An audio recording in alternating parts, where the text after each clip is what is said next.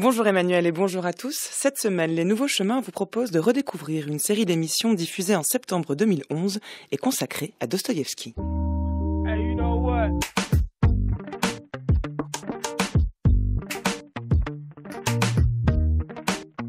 Cette émission ne serait pas ce qu'elle est sans Geneviève Méric, Géraldine Mosna-Savoie, Tristan Grenassia et Sophie Marchand, et elle est réalisée cette semaine par Gilles Davidas avec aujourd'hui à la technique Jacques Azubert.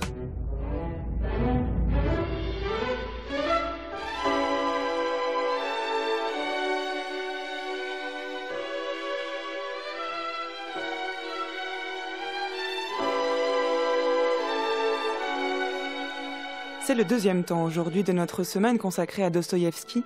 Et après André Markovitz qui est venu hier nous parler de l'idiot et du métier de traducteur, je vous propose de nous plonger sans plus attendre dans une réflexion sur l'acte gratuit, la justice et la folie grâce à Jean-Louis Bacchès venu nous parler de Crime et Châtiment. Écoute encore. D'un autre côté, des forces jeunes, fraîches, qui se perdent pour rien, sans soutien et par milliers, partout. 100, 1000 bonnes actions, bonnes entreprises qu'on pourrait organiser ou redresser avec cet argent de la vieille qui est condamné au monastère. Des centaines, des milliers peut-être d'existences remises dans le droit chemin. Des dizaines de familles sauvées de la misère, de la décomposition, de la mort, de la débauche, des maladies vénériennes. Et tout ça avec son argent. Si on la tuait, si on lui prenait son argent pour se consacrer avec à servir toute l'humanité et la cause commune, qu'est-ce que tu en penses? Est-ce que des milliers de bonnes actions ne pourraient pas effacer un seul petit crime de rien du tout? Pour une seule vie, des milliers de vies sauvées de la pourriture et de la décomposition. Une mort et 100 vies en retour, mais c'est de l'arithmétique. Et qu'est-ce qu'elle peut valoir sur la balance commune, la vie de cette petite vieille phthisique, stupide, haineuse? Pas plus que la vie d'un pou, d'un cancrelat. Et même ça, elle ne le vaut pas. Parce que la petite vieille, elle est nuisible. Elle bouffe la vie des autres. Qui est là? Un ami, René Brunel. C'est encore vous? Je vous apporte une chaînette en or, avec une croix. La croix, elle est en or aussi? Une occasion, Madame Orvet. Entrez. Je suis venu ce matin, mais vous n'étiez pas là. J'avais affaire. Où est votre croix? J'avais peur de la perdre. Je l'ai mise dans une boîte. Et pourquoi votre boîte, elle est tellement bien ficelée? Je ne sais pas faire les paquets. Et pour défaire les nœuds? Moi, je dois miser les yeux. Vous n'avez pas un couteau? Faites jamais ça. Couper une ficelle, ça porte malheur. C'est pas un bijou volé. Les étudiants ne sont pas des voleurs, Madame Orvet. On leur apprend le droit romain, le droit civil, le droit des gens.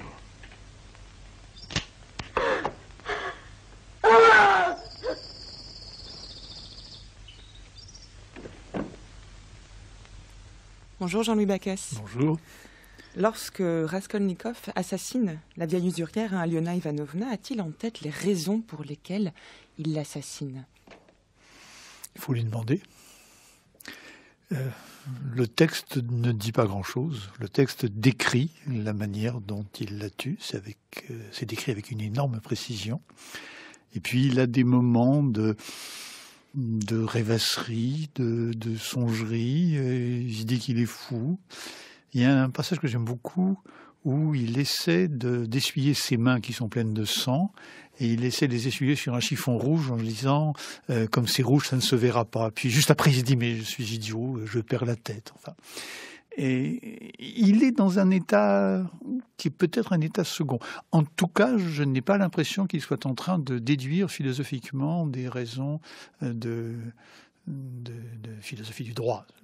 Et pourtant, il a entendu avant cette conversation dont on a entendu un extrait au début de cette émission, l'extrait qui était lu par Georges Claes, où Raskolnikov entend un étudiant avancer les raisons pour lesquelles le meurtre de la vieille usurière serait tout à fait justifié. C'est un calcul d'arithmétique, dit-il. Si on la tuait, si on lui prenait son argent, on pourrait ainsi rendre service à toute l'humanité. Oui, c'est un calcul d'arithmétique. Ceci étant, la question se pose de savoir si la scène à laquelle vous faites allusion, qui est donc, si je ne me trompe, au 4e ou 5e, non, un peu plus loin, enfin, dans la toute première des 6 parties de Crime et Châtiment, et la question est de savoir si cette scène représente le commencement absolu. Vous parlez du meurtre de la vieille usurière ou de la discussion ? Je parle de la discussion. Est-ce que cette discussion représente le commencement absolu de la pensée de Raskolnikov ? Je peux faire un détour ? Alors, 1884, on traduit en français Crime et Châtiment sous le titre Le Crime et le Châtiment. Et ça a un succès fou à Paris, un peu malgré les critiques qui sont affolées, enfin peu importe. Ça a tellement de succès que 4 ans après, à l'Odéon, qui est alors à ce moment-là un lieu d'expérience un peu, on joue Le Crime et le Châtiment d'après le roman russe de Théodore Dostoïevski. Je vous passe le nom des auteurs qui n'a pas une extrême importance. Ce texte, à ma connaissance, est à peu près introuvable, sinon en bibliothèque, mais je me rappelle avoir ri comme un malheureux le jour où je l'ai découvert. C'est un texte où on vous passe Raskolnikov à la moulinette, on vous passe le roman au chablon de la narration parfaite de la bonne tragédie ou du drame bien fait. Moyennant quoi, on a une description extrêmement précise de la manière dont Raskolnikov aboutit à l'idée qu'il est normal, souhaitable, et somme toute moralement justifié, au nom de quelle morale ça reste à voir, de d'estourbir la vieille, qui d'ailleurs est sur scène. On la voit sur scène. Tout se passe. La première scène se passe dans un espèce de bistrot absolument invraisemblable où tous les personnages ou presque sont réunis. Entre parenthèses, ça se passe aussi à un moment où il y a dans les rues de Maître de Neige, parce que tout de même, c'est un roman russe, donc il faut que ça se passe. Vous vous rappelez, le roman commence par l'indication du mois de juillet. Il fait une chaleur épouvantable dans Pétersbourg et d'un bout à l'autre du roman, les gens ont du mal à respirer tellement il fait chaud. Alors, quand on traduit ça pour un public français en 1888, eh bien, on met de la neige. Alors, la neige, c'est une chose. Les longs baisers hollywoodiens entre Raskolnikov et Sonia, c'en est une autre. Les critiques, en général, ont apprécié. C'est le contresens total. Hein. Bien. Mais alors, ce qui m'intéresse ici, si vous voulez, c'est précisément la question de ce démarrage. Voilà, mais est-ce que ce détour par cette pièce était pour justifier justement l'absurdité d'une interprétation purement psychologique de ce roman ? Si vous voulez, mais avant d'en venir là, il faut tout de même rappeler que le crime de Raskolnikov sort d'une espèce de brume qu'on ne peut pas maîtriser. On peut essayer de poser des questions d'ordre psychologique, mais on n'y arrivera pas. De ce point de vue-là, la scène entre Raskolnikov et Sonia, au moment où il lui a fait comprendre qu'il est l'assassin, cette scène est extraordinaire, parce que Raskolnikov parle et n'en finit pas de parler, et à chaque fois, chaque justification qu'il donne, Sonia lui fait comprendre que ce n'est pas ça, qu'il y a autre chose. Enfin, elle-même ne comprend pas, mais elle comprend que ça n'est pas ça. C'est que les paroles sont impuissantes à donner un sens à ce qui s'est passé, que là on est dans l'acte pur et non pas dans l'interprétation. Ça n'est pas dépourvu de sens, mais la belle explication parfaitement peaufinée et qui permettra de justifier le crime aux yeux d'on ne sait quelle juridiction, fantastique évidemment, cette belle construction ne tient pas debout. Il y a énormément de choses, tout est complexe, tout est multiple dans ces tentatives d'explication. Il ne fallait plus perdre un seul instant. Il sortit complètement la hache, la brandit à 2 mains, en n'ayant presque pas conscience de lui-même, et presque sans effort, presque machinalement, il laissa retomber le marteau de la hache sur le crâne. C'était comme s'il n'y mettait aucune force, mais à peine avait-il baissé la hache que les forces naquirent au fond de lui. On a là l'acte fondateur. Les forces lui viennent au moment même où la hache touche le crâne de sa victime. Ce qui montre bien ce que vous disiez tout à l'heure, que ce n'est pas tant par les paroles, par un choix, ni même par une conscience. Le texte insiste bien sur le fait qu'il n'avait pas conscience de lui-même, mais c'est le geste, l'action qui fonde non seulement le roman lui-même, mais Raskolnikov en tant qu'individu. Jean-Louis Bacchès. Oui, c'est l'acte, absolument. Et ce sont aussi les paroles, mais prises dans un tout autre sens. Je vais sauter, si vous voulez bien, de Raskolnikov à Marmeladov. Vous savez que nous avons conservé les carnets de notes de Dostoïevski. Ils ont été publiés, traduits en français, faciles à lire. Nous avons beaucoup de mal à les lire parce que nous ne savons pas dans quel ordre Dostoïevski a pris les notes. Et il a dû noter les choses quand l'idée lui venait passer par l'esprit et il trouvait une page blanche et il écrivait. Donc, rétablir l'ordre dans lequel les choses se sont faites est très difficile. Il n'en reste pas moins que on a cette date du 7 août, si je ne me trompe, qui serait le moment où il aurait commencé à travailler, donc en 65, vraisemblablement, je ne sais plus. Et juste après, on a deux choses fondamentales. Il y a le petit cheval et le fonctionnaire à la bouteille. Alors cette fois, j'ai un peu l'impression, si vous voulez, qu'on tient un commencement absolu. Non pas le commencement absolu du crime de Raskolnikov, mais le commencement absolu du roman. Ça n'est pas vrai, bien entendu. Il y avait des projets qui allaient un peu dans tous les sens, plusieurs projets qui se sont réunis. Mais là, on a le sentiment que Dostoïevski tient avant tout à ces deux choses. D'une part, un personnage d'ivrogne, ça c'est prévu depuis un certain temps, et d'autre part, le rêve de Raskolnikov, ce rêve de la mort du petit cheval, ou de l'assassinat du petit cheval, si vous voulez, qui est un rêve prémonitoire d'une certaine façon, qui est en même temps un souvenir, et là il se joue quelque chose.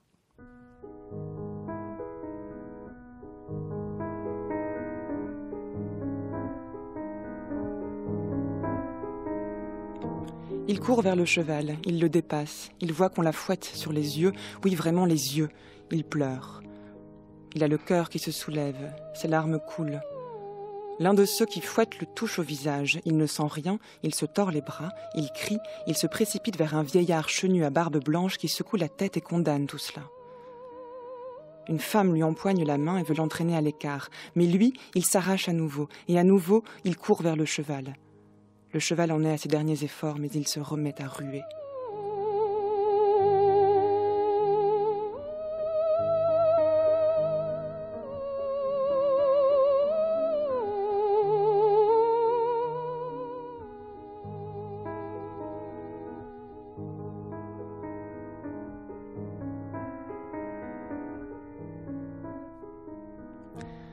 Jean-Louis Bacchès, on est là au début du roman, on est au 5e chapitre du premier livre, lorsque Raskolnikov fait ce rêve donc de cette jument. Il s'imagine lui enfant et cette jument que l'on torture devant ses yeux. Comment interpréter ce rêve? Vous avez dit tout à l'heure qu'il avait une valeur fondatrice également. Alors, vous avez raison de souligner, c'est un rêve d'enfant et c'est donné comme un souvenir. Vu en rêve, mais c'est un souvenir. Donc, d'une certaine manière, le meurtre de la vieille commence dans l'enfance de Raskolnikov. Et à cette époque-là, il est étranger. Il est témoin ému, témoin bouleversé de cet acte de pure cruauté qui est l'assassinat du petit cheval.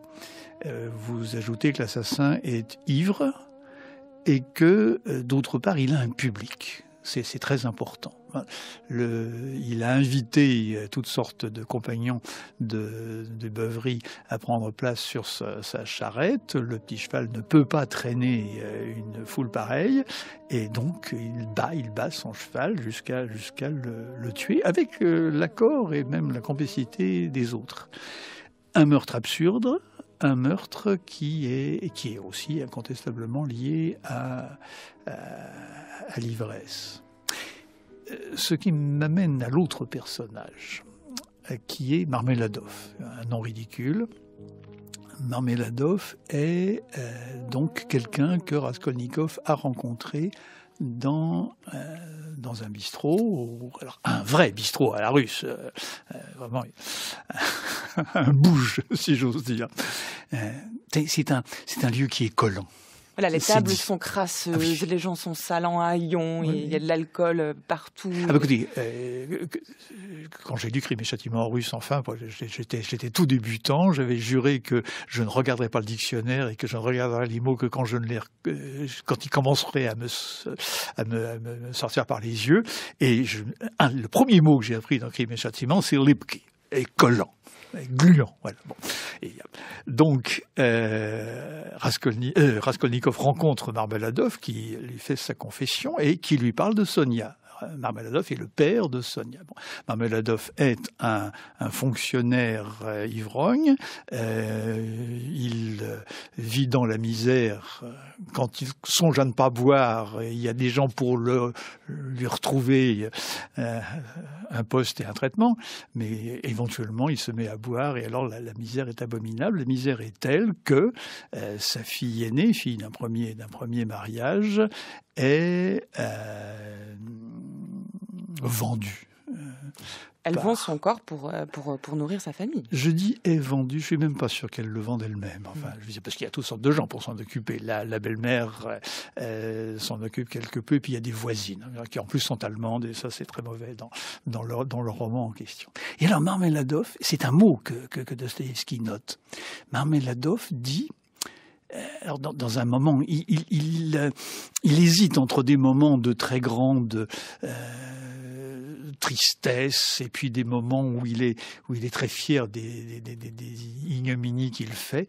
Il dit qu'il est allé voir Sonia et qu'il lui a demandé de l'argent alors qu'elle n'en a pas tellement.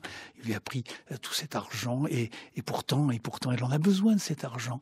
Elle en a besoin parce que il faut être belle, il faut être maquillée, il faut être propre sur soi. Enfin, c'est chistata. Alors là, les traducteurs se cassent le nez, il n'y a pas moyen. Parce que le dictionnaire vous dit propreté, c'est vrai, mais ça veut dire aussi la pureté. Et Marmeladov est très conscient de l'horrible calembour qu'il est en train de faire, de parler de si j'ose dire, de la propreté de l'impur. Enfin, c'est effroyable. Or, c'est avec ça que Dostoïevski attrape les gens. Avec un mot, avec une attitude, avec une façon d'être. Et je dis un mot, pas une pensée, pas une phrase complète, non, un mot. Ce calembour horrible vous fait tout Marmeladov. Marmeladov joue un rôle déterminant pour Raskolnikov puisque c'est un de ses amis et dès leur première rencontre, le premier regard quasiment, au tout début du roman, Dostoïevski écrit, il y a des rencontres avec des gens qui nous sont même complètement inconnus, auxquels nous commençons à nous intéresser au premier regard, comme d'un seul coup, soudain, avant d'avoir dit le premier mot. C'est-à-dire, donc on en revient à ce que vous disiez sur le mot qui définit un caractère, un personnage, avant même la parole, avant même l'adjectif qui vient définir le personnage, la rencontre a lieu et l'amitié se fait. Il y a là presque comme un coup de foudre amical et ce n'est pas sans rappeler ce dont on parlait hier, la rencontre entre le prince Mychkine et Rogojine. Absolument. Alors, pour en revenir au début, s'il y a des traces d'un moment où Dostoïevski semble avoir brutalement aperçu ces personnages, et pas du tout sous la forme de fiches techniques, en revanche, on ne sait jamais quand a commencé le crime de Raskolnikov. Tenez, il y a une chose qui est tout de même assez caractéristique et amusante. Il y a un article que Raskolnikov a écrit sur le droit au crime. Plus précisément, c'est un article sur le crime. À la fin de cet article, il y a une phrase ou deux, et le juge d'instruction, Porfiry Petrovitch, qui est tombé sur l'article, s'y est intéressé. Non, avant même peut-être de s'imaginer que Raskolnikov pourrait être l'assassin de la vieille usurière. Et cet article, on en parle. Raskolnikov lui-même l'a oublié. L'article a été publié à son insu. Cet article, on en parle, mais le lecteur, vous et moi, ne peut en lire pas la moindre phrase. Cet article est dans le brouillard, dans cette espèce de passé, au même titre que ce mois de tergiversations, d'hallucinations, d'inventions variées que Raskolnikov passe dans sa chambre. On ne sait pas, on n'arrive pas à dire ce qui l'a poussé. On ne connaît de ce texte que ce que Porphyre, donc le commissaire, va en dire et les discussions qu'il va avoir avec Raskolnikov. Mais il ne le cite pas. Vous n'avez pas la moindre citation expressis verbis du texte en question. J'ai été très amusé par votre façon de classer les hommes entre les ordinaires et les extraordinaires. Les hommes ordinaires, dites-vous, doivent obéir à la loi parce qu'ils sont ordinaires. Mais les hommes extraordinaires ont le droit de transgresser la loi parce qu'ils sont extraordinaires. C'est bien ça. Pas exactement. Je maintiens qu'un tel homme ne devrait pas être jugé d'après les critères habituels. Prenez Napoléon, par exemple. Cet homme a sacrifié des millions de vies humaines. Mais il a bâti un empire, alors personne ne le condamne. Il n'empêche, mon cher, que j'imagine mal votre Napoléon en train de tuer cette prêteuse sur gage. Je suis heureux que mes théories vous donnent l'occasion de faire de l'esprit. Ah, ne soyez pas susceptible. Voyez-vous, mon cher, je suis un pragmatique, un policier. Je me demande seulement ce que je pourrais dire à mes hommes. Comment les aider à faire la distinction entre le troupeau et les grands hommes? Ce qui pourrait nous simplifier la tâche, c'est si ces derniers avaient une marque distinctive, comme une médaille, un ruban, ou une ressemblance avec Napoléon. Comme vous, par exemple. Le type du criminel, c'est le type de l'homme fort placé dans des conditions défavorables. Un homme fort qu'on a rendu malade. Ce qui lui manque, c'est l'état sauvage, une nature et une forme d'existence plus libre et plus dangereuse dans lesquelles se justifie tout ce qui, dans l'instinct de l'homme, peut servir d'arme offensive et défensive. Ces vertus sont mises au ban par la société. Les pulsions les plus vives dont il est doté s'entrelacent d'emblée aux affects dépressifs, le soupçon, la crainte, le déshonneur.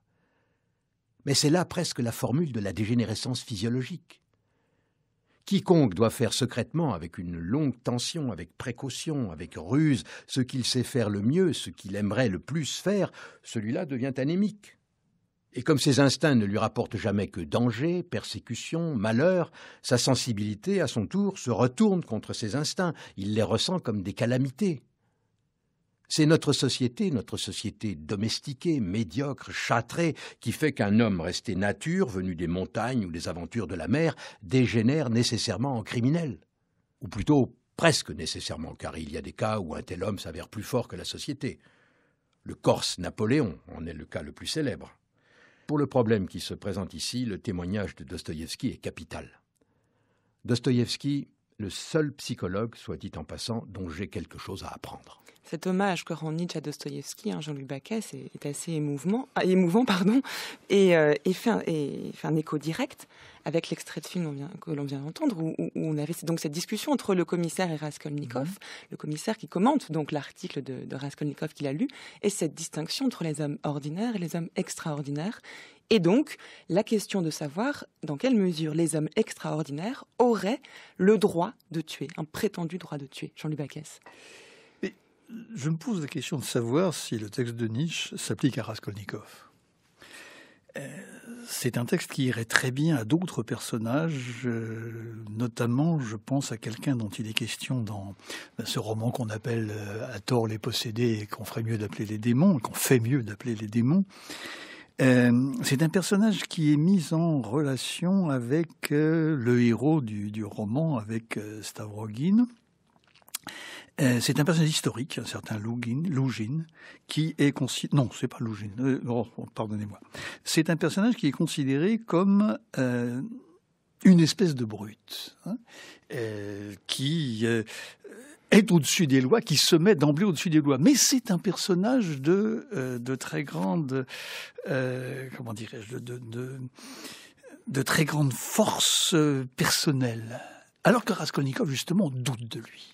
Et l'argument de Porphyre Petrovitch, qui est le juge d'instruction, et pas exactement le commissaire, c'est très important à l'époque. Eh bien, l'argument de Porphyre Petrovitch est très intéressant. On ne voit pas Napoléon assassiner une vieille usurière. Et précisément, Raskolnikov manque son affaire parce que ce qu'il fait, ça n'a pas d'allure. C'est un crime crasseux, ça n'a pas la grandeur démoniaque des grands criminels du romantisme. Ça n'a pas d'allure, et pourtant Raskolnikov lui-même essaye de se demander qu'aurait fait Napoléon à ma place. Est-ce qu'il aurait assassiné cette usurière? Non, car ce n'est pas assez monumental, c'est l'adjectif qu'il emploie. Ouais. Mais il se dit quand même, il l'aurait tué, mais sans y penser à deux fois. Il serait passé à l'acte. Il y a cela aussi, effectivement. Ce qui repose quand même la question de la légitimité de certaines actions de la part d'hommes soi-disant extraordinaires. Est-ce qu'il s'agit vraiment d'une légitimité? J'avoue n'avoir jamais compris comment on peut parler de légitimité, parce que précisément, qui est juge de cette légitimité, puisque les humains en général sont d'emblée mis de côté. Ce n'est pas eux qui vont admettre que ce crime est légitime. Alors, est-ce que c'est à ses propres yeux que le personnage se justifie? Mais précisément, c'est cette idée d'auto-justification, vous avez raison, de l'allier à l'absence de doute, à l'absence même de conscience à la limite. On agit comme une brute, il n'y a pas de problème. D'autre part, si vous voulez, le texte de Nietzsche en question, alors j'avoue ne pas savoir, et je crois que personne ne sait ce que Nietzsche pouvait avoir lu de Dostoïevski. Il y a des choses de texte dont on sait qu'il les a lus, mais pour d'autres, la question se pose. Il y a derrière ça les souvenirs de la Maison des Morts. Et la rencontre par Dostoïevski d'un certain nombre d'assassins de toute espèce. Souvenir de la Maison des Morts, c'est le texte qu'a écrit Dostoïevski après son séjour au bagne. Oui, et juste avant Crime et Châtiment, enfin quelques années avant. Et le Souvenir de la Maison des Morts, qui est un texte de témoignage, la fiction est vraiment réduite à très peu de choses, met en scène un très grand nombre d'assassins qui sont des gens du peuple. Alors, ou bien des assassins par erreur, ou bien des assassins de métier, si j'ose dire, et en tout cas des gens qui ne se sont pas posés de questions. J'ajouterais qu'il y a dans le nombre aussi un certain nombre de cas pathologiques graves. Mais cette distinction entre les hommes ordinaires et les hommes extraordinaires, si elle n'est pas représentative de la façon dont Raskolnikov se conçoit lui-même, rien n'est dit qu'il se conçoit comme un homme extraordinaire ou comme un homme ordinaire, pose cependant la question de la justice, qui est capitale. Puisque si l'on admet cette distinction-là, alors il faut reconnaître que les hommes extraordinaires n'ont pas à subir le même jugement, et donc ne se soumettent pas à la même justice que les hommes ordinaires. Et Raskolnikov lui-même est en prise avec cette réflexion-là, puisqu'il se demande, il essaye de jouer avec la justice, disons, administrative, mais il y a une autre forme de justice qui est très importante pour lui, notamment par le personnage de Sonia, qui est la justice divine, Jean-Louis Baquès. Alors, est-ce que c'est en termes de justice que cela se pose? La question se pose, justement. La question se pose, car Sonia dit à Raskolnikov, il faut que tu avoues. Il faut que tu te livres à la justice. Et très clairement, ça, tous les commentateurs sont d'accord là-dessus, Sonia veut ramener Raskolnikov, qui s'est séparé de l'humanité par son geste, veut le ramener dans la communauté des humains. La chose est extrêmement claire. Et alors, ça n'est peut-être pas uniquement de justice qu'il est question. Vous savez, dans les Souvenirs de la Maison des Morts, il y a un détail qui est tout à fait frappant et qui est étonnant pour des Occidentaux. Dostoïevski dit le peuple russe, enfin, les gens dans les petites villes de Sibérie autour de la Maison du Bagne ne disent pas les criminels, ils disent les malheureux. Et j'ai retrouvé il y a 3 jours le même terme dans le reportage que Tchekhov a fait plus tard, en 90, sur l'île de Sakhaline, sur le Bagne, donc qui est au diable du côté de Vladivostok, qui est dans un pays abominable. Les gens disent les malheureux. Et pour comprendre Sonia, pour comprendre ce qui se passe dans Crime et Châtiment, je crois que c'est très important. Mais le terme de malheureux transpose la question de la justice au sein de la conscience. On peut comprendre le malheur comme étant le fait comme l'expression d'une culpabilité. Oui, et la question se pose de la responsabilité. Est-ce que la responsabilité, dans ce discours-là, est comprise comme elle est comprise par le droit occidental moderne? De la responsabilité ou de la culpabilité? Les deux. Bien entendu, le malheureux est coupable. Et incontestablement, il est d'une certaine façon responsable. Et pourtant, la hache est tombée toute seule. Vous d'avance? Je ne vous attendais que dans 1 heure. C'est vrai, j'oubliais que vous n'avez plus de montre. Arrêtez de jouer au chat et à la souris avec moi. Si vous avez des charges contre moi, arrêtez-moi et poursuivez-moi en justice. Voyons, mon cher... Je ne suis pas votre ami. Je ne vous permets pas de me torturer de cette façon. Je ne vous permets pas! J'ai bien peur que vos nerfs ne soient en train de vous lâcher. Vous me rappelez certains types d'individus qu'on retrouve mêlés à tous les grands crimes. C'est affreux pour ces malheureux. Sans arrêt, ils reminent, ils broient du noir. Par une espèce de perversion mentale, ils arrivent à se convaincre qu'ils sont coupables. Et ensuite, ils viennent ici, comme vous. Et ils insistent pour aller en prison. Allez donc vous promener au grand air, regardez les nuages, laissez la paix envahir votre âme tourmentée. Il n'y a pas de plus grande joie sur cette terre que la paix. Si vous étiez coupable, la dernière chose à faire serait de vous jeter en prison parce que ça mettrait fin à votre peur. Comme votre esprit reprendrait de l'assurance, je perdrais certainement de bonnes occasions de trouver des nouvelles preuves contre vous. Dans une affaire comme celle-ci, je peux me permettre d'attendre. Tôt ou tard, le coupable viendra me voir et avouera parce qu'il voudra la paix. Savez-vous que lorsqu'un homme fait des aveux de son plein gré, sa peine est réduite? J'ai peut-être l'air de prêcher, mais je suis absolument convaincu qu'aucun tribunal n'est aussi implacable que notre propre conscience. On ne peut rien imaginer d'aussi horrible que la torture que sa conscience inflige à un coupable. Construisez un palais, remplissez-le de marbre, de tableaux, d'or, d'oiseaux de paradis, de jardins suspendus, de toutes sortes de choses, et entrez-y. Peut-être bien que vous n'auriez jamais l'envie d'en sortir, peut-être que vous n'en sortiriez jamais, tout s'y trouve. Mais soudain, un rien. Votre palais va être entouré d'une palissade. On vous dit « Tout ici est à toi, jouis-en à ton aise !» Seulement, pas un pas hors d'ici. Soyez persuadé qu'au même instant, vous voudrez laisser là votre paradis et sauter le mur. Bien mieux, tout ce luxe, toute cette jouissance ne feront que redoubler vos souffrances. Oui, une chose seulement est absente, l'air libre, la liberté chérie.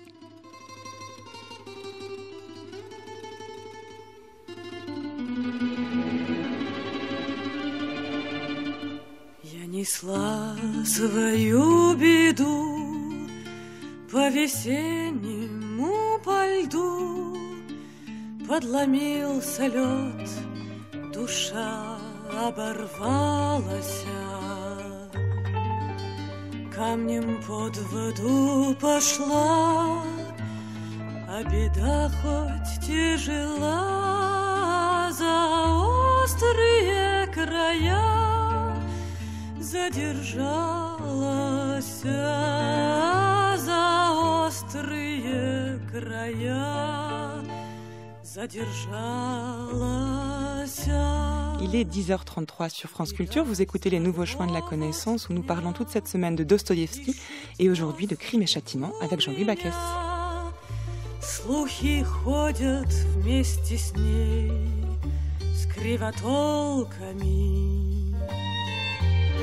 А что я не умерла, знала голая ветла и еще перепела с перепелками, еще перепела с перепелками. Jean-Louis Bacchès, lorsque Raskolnikov, dans l'extrait qu'on a entendu, en vient à appeler à la justice pour se défaire de sa propre conscience, il me semble qu'il en appelle à un châtiment judiciaire extérieur à lui-même pour libérer sa propre conscience. Oui, c'est l'interprétation première. C'est en tout cas conforme au projet de Dostoïevski tel qu'il l'a exprimé dans une lettre antérieure aux notes dont je parlais tout à l'heure, à l'usage du directeur de revue qui allait publier le roman. Il a bien expliqué que la thèse du roman était le criminel ne supporte pas lui-même son crime. C'est la lettre à Katkov de 1865. Voilà. Mais ceci étant, j'ai l'impression que il faut aller beaucoup plus loin. Alors, nous sommes allés dans une certaine direction quand, à partir des Souvenirs de la Maison des Morts, j'ai évoqué toute la tradition du bandit, du du criminel qui aime la liberté. Il y a un superbe poème de Pouchkine qui s'appelle « Les frères brigands », où des gens se font la belle, comme on dit dans le langage en question. Oui, le texte sur la liberté que j'ai lu ensuite est tiré des carnets de la Maison des Morts, effectivement. Oui, et c'est une vieille tradition. Il y a dans l'archipel du Goulag, il y a un chapitre sur les évasions qui est une chose bouleversante, absolument. Alors, il y a cette dimension-là. Et puis, il y a l'autre dimension. Dans cette chanson que vous passiez, là, on entend la dame dire « Yaumirla, Yaniumirla, je ne suis pas morte ». Le mot de vie est un mot absolument fondamental dans Crime et Châtiment. Et ce que Sonia apprend à Raskolnikov, c'est peut-être l'envie de vivre. Et la liberté a probablement quelque chose à voir avec cela. La tentation de Raskolnikov, à un certain moment, elle est exprimée dans les carnets, il y a des traces dans le roman, c'est le suicide. La situation où il est insupportable. Mais précisément, il va arriver, Sonia l'y aidant, il va arriver à échapper au suicide et on laisse se suicider Svidrigaïlov, qui est peut-être le personnage le plus important du roman. Personnage absolument terrifiant, à bien des égards. Il faut que Svidrigaïlov se suicide pour que Raskolnikov se sauve. Et Svidrigaïlov est un personnage, je vais un peu vite, Svidrigaïlov est un personnage qui apparaît, j'oserais dire, dans les mêmes conditions que celles que j'ai évoquées à plusieurs reprises. C'est à la fin de la 3e partie, donc exactement au milieu du roman. Raskolnikov vient de faire un rêve effroyable. Il rêve qu'il tape sur la vieille et que la vieille ne meurt pas, il rit, il se moque de lui. Et il se réveille, il y a là devant lui quelqu'un qui se présente et Raskolnikov se dit « mais est-ce que c'est mon rêve qui continue ?» Et Svidrigaïlov fait partie de cet invraisemblable monde onirique dans lequel baigne le roman le roman à thèse que Dostoïevski a voulu faire et n'a, à mon sens, heureusement, pas réussi à faire. Si bien que pour assumer la culpabilité soit fondamentale, on pourrait concevoir que chez Dostoïevski, il y a une conception anthropologique de l'homme qui est fondamentalement, essentiellement coupable. Dès sa naissance, la question se pose, même si on l'a vu hier, le rôle de l'enfant chez Dostoïevski laisse penser que l'homme aurait été innocent à un moment de sa vie, puis qu'il devient coupable ensuite. Mais en tout cas, les 2 exemples que vous venez de prendre montrent bien que face à la culpabilité de l'homme, en l'occurrence Raskolnikov face à sa propre culpabilité, puisqu'il a tué l'usurière, pour se cacher à lui-même ce sentiment de la faute, c'est comme s'il devait commettre de nouvelles fautes et surtout essayer de s'insérer à nouveau dans le monde. Et donc si bien qu'il a le choix entre d'un côté le suicide et de l'autre l'aveu. Et l'aveu est cette façon qu'il a, que Sonia lui propose de se réinsérer dans le monde pour rebâtir sur cette culpabilité initiale. Jean-Louis Bacchès. Mais la culpabilité, elle n'est pas liée au meurtre elle est là avant. Et c'est bien pourquoi un certain discours de psychologie banale ne mord pas sur ce satané roman. Dostoïevski aurait dit un jour à un de ses proches qu'il avait, singulièrement après les crises d'épilepsie, le sentiment d'avoir commis une abomination. Le sentiment d'être responsable d'un crime. Il n'y a aucune espèce de précision là-dessus. C'est simplement très profondément vécu le remords ou la honte, on ne sait pas quoi, d'avoir commis on ne sait pas quoi, qui est simplement affreux. Et les choses jouent là-dessus. Bon. Ce qui entraîne cette structure cyclique entre le rêve de la jument, l'assassinat de l'usurière et ensuite l'aveu à Sonia, l'aveu qu'il mime, qu'il n'arrive pas à exprimer. On a là comme une continuité entre ces 3 scènes. Ça, c'est comme un crime sans cesse revisité qui le hante. Ça, au moment où les Français ont découvert Dostoïevski, on a dit merveille d'un livre qui s'appelait Le roman russe, du vicomte Eugène Melchior de Vogüé, livre qui a été republié récemment, livre qui a beaucoup vieilli pour toutes sortes de raisons, où il y a des idées géniales, et Vogüé avait vu ça. Raskolnikov n'est pas capable de dire à Sonia « c'est moi qui ai tué Elisabeth ». Raskolnikov rejoue le meurtre. Alors, le meurtre d'Elisabeth, entendons-nous bien. Alors, tu ne devines pas ? Demanda-t-il soudain avec la sensation de se jeter du haut d'un clocher. Regarde bien. Et à peine avait-il dit ces mots qu'une nouvelle fois une sensation connue, déjà vécue, lui glaça soudain toute l'âme. Il la regardait, et soudain, sur son visage, ce fut comme s'il voyait le visage de Lizaveta. Il revoyait, clair comme le jour, l'expression du visage de Lizaveta quand il s'approchait d'elle avec la hache et qu'elle reculait vers le mur, le bras en avant, avec une peur complètement enfantine sur le visage, exactement comme les petits-enfants, quand soudain ils commencent à avoir peur de quelque chose, ils fixent d'un regard immobile et inquiet l'objet qui leur fait peur, ils reculent et leurs petits bras tendus en avant, ils sont prêts à pleurer. C'était presque la même chose qui venait d'arriver à Sonia. Elle le regarda un certain temps, avec la même impuissance, la même peur.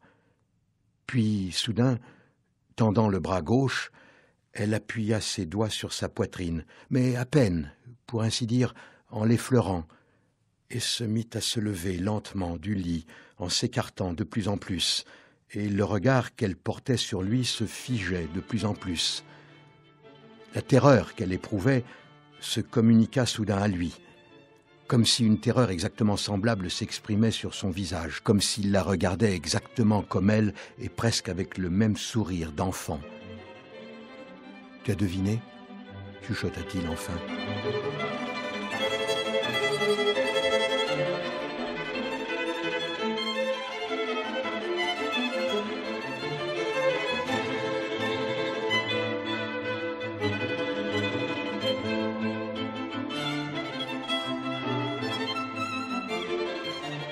Jean-Louis Baquet, ce texte de l'aveu muet que fait Raskolnikov à Sonia est assez troublant, je dois dire, puisque au moment où il annonce, en le mimant, le fait que lui-même soit l'assassin, non pas de la vieille usurière, mais de sa sœur, que connaissait Sonia, il voit Sonia adopter la même attitude qu'avait cette deuxième victime. D'ailleurs, c'est cette deuxième victime qui lui pose un problème, parce que tu dis, mais elle n'avait rien demandé, je l'ai tuée parce qu'elle était à côté de l'usurière. Et de voir ainsi Sonia adopter l'attitude de Lizaveta est extrêmement troublant et montre bien à quel point Raskolnikov est dans une structure quasiment répétitive, Jean-Louis Baquet. Oui, il est dans une structure répétitive, mais le plus extraordinaire dans ce texte-là, c'est que Sonia joue aussi. Et que sans savoir, elle est Lizaveta. Et ce qui est étonnant, c'est que ça ne se passe pas tout à fait de la même manière. Je veux dire, Lizaveta est entrée dans la pièce et a vu sa sœur qui baignait dans son sang, et Raskolnikov s'est retourné et la hache est retombée une seconde fois, dans le bon sens cette fois. Je veux dire dans le sens du tranchant. Mais donc elle est debout et Raskolnikov est debout. Alors que dans la scène de l'aveu, Raskolnikov et Sonia sont assis l'un à côté de l'autre sur le divan, je crois, et il commence à à faire son récit alors qu'ils sont donc encore assis, et elle se lève et elle prend l'attitude. Est-ce qu'elle le sait, est-ce qu'elle ne le sait pas? Elle prend l'attitude de Lizaveta. C'est une attitude d'enfant d'ailleurs. Qui est une attitude d'enfant, et c'est très important. Mais elle le joue aussi, et comment dire, ça se passe au-delà des individus. Voilà, je crois que c'est ça qu'il faut arriver à dire. C'est très difficile à penser quand on a affaire à un roman du 19e siècle, un roman réaliste. Mais il y a quelque chose qui est au-delà. Et c'est bien pour cela qu'il est aussi important, les critiques ont été un peu étonnés, il est aussi important que Sonia lise l'Évangile à Raskolnikov. Et alors, l'idée vient de Porfir Petrovitch. Chose étrange, c'est lui qui a dit à Raskolnikov, est-ce que vous connaissez la résurrection de Lazare? Et voyant un évangile chez Sonia, Raskolnikov dit à Sonia, lis-moi la résurrection de Lazare. Et Sonia lit le texte, et elle devient littéralement Marie. Et on ne sait pas où est Raskolnikov. Mais il y a une Einfühlung du personnage qui dépasse largement les discussions proprement juridiques liées au droit romain. Bakhtin écrit que le discours intérieur de Raskolnikov se déroule comme une pièce de théâtre philosophique où les acteurs incarnent des points de vue sur le monde et sur la vie. C'est ce que vous dites, ce ne sont pas des individus, ce sont des points de vue sur le monde et sur la vie. Mais alors vous prenez point de vue au sens le plus concret. Le point de vue de celui qui est assis n'est pas le même que le point de vue même de celui au sens qui est debout. D'incarnation, tel que Sonia s'incarne dans Lisaveta lorsqu'elle entend l'aveu, ou lorsqu'elle regarde l'aveu de Raskolnikov, et de même que Sonia devient lorsqu'elle lit l'Évangile, elle s'incarne même dans le personnage. Absolument. Et ça passe par tout l'aspect concret du roman. Ça passe par l'espace, ça passe par les attitudes, ça passe par la position dans l'espace, ça passe par la composition du lieu. Si Dostoïevski m'entendait, il pousserait du hurlement, parce que la composition du lieu, c'est un bout de Saint-Ignace de Loyola, et entre Saint-Ignace de Loyola et Dostoïevski, il y avait quelques cadavres. Bon, mais c'est bien cela qui est en jeu. Oui. Il faut y revenir, Dostoïevski a écrit des romans, il n'a jamais cessé d'écrire des romans. Alors de temps à autre, il écrivait, c'est le journal d'un écrivain, il écrivait son opinion sur tel ou tel problème politique, économique, problème de société, problème religieux, etc., etc. Mais quand il écrit des romans, il écrit des romans. Et les thèses n'existent que comme des espèces d'émanations de positions de corps dans un espace. À la fin de ce roman, à la fin de Crime et Châtiment, Raskolnikov prend le chemin du bagne accompagné de Sonia. Oui. Et Dostoïevski écrit que c'est là sans doute une régénérescence, une nouvelle naissance d'un homme. C'est une résurrection. Résurrection littéralement. Mais là commence une nouvelle histoire. L'histoire du renouvellement progressif d'un homme. L'histoire de sa progressive régénérescence, de son passage progressif d'un monde à l'autre.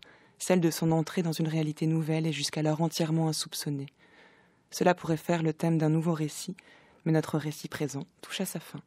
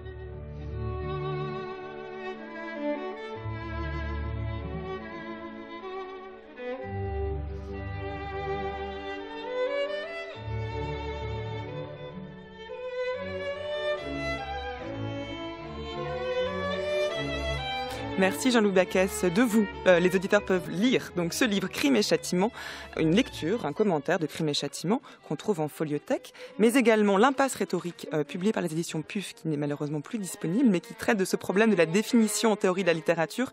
On l'a bien entendu, c'est ce refus de définir les choses pour mieux en parler, et également le mythe dans les littératures d'Europe. Toutes ces indications bibliographiques sont en ligne sur le site des Nouveaux Chemins.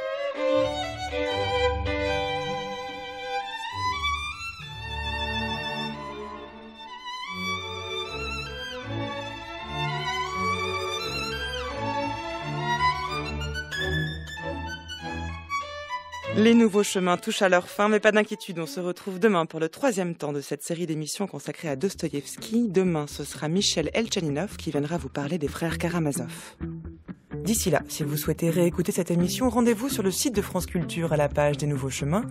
Vous y trouverez les indications bibliographiques et musicales concernant l'émission du jour, et vous pourrez surtout la télécharger et la podcaster pendant 1000 jours, afin de l'écouter où vous voulez et quand vous voulez. Et rendez-vous également sur les pages Facebook et Twitter des Nouveaux Chemins, où l'équipe met en ligne quotidiennement l'émission du jour.